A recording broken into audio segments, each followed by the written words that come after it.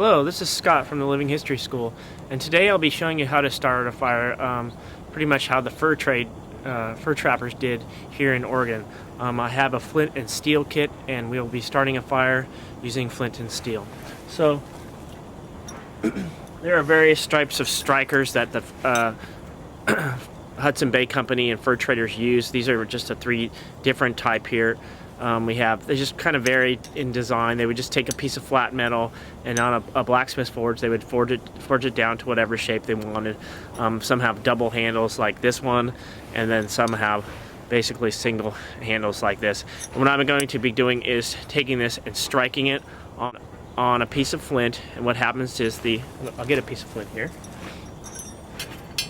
I have a small piece of flint, and what happens as you're striking the flint onto the stone, see if I can make a spark here right for you, so you can maybe see the sparks on the flint. What you're doing is you're scraping off pieces of metal, and that's actually what's lighting. It's not the flint that's lighting, it's the pieces of metal that are burning. So I'm going to basically strike it on a piece of char cloth, and then take that char cloth that has the ember in it, and then put it on a piece of some tinder, and then blow that tinder into a flame. So and then I also have with me a Hudson Bay Company.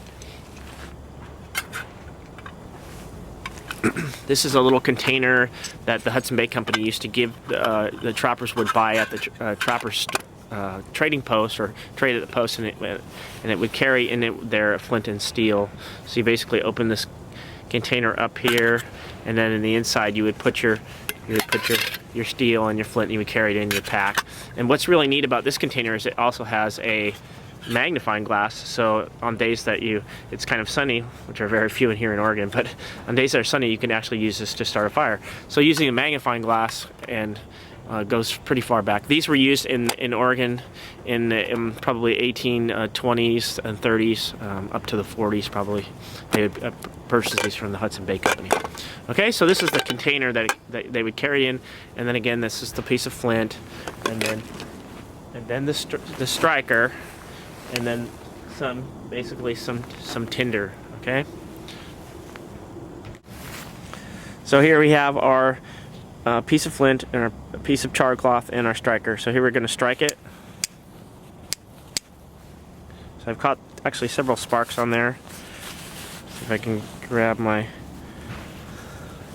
bundle here, and then you basically put it in the bundle.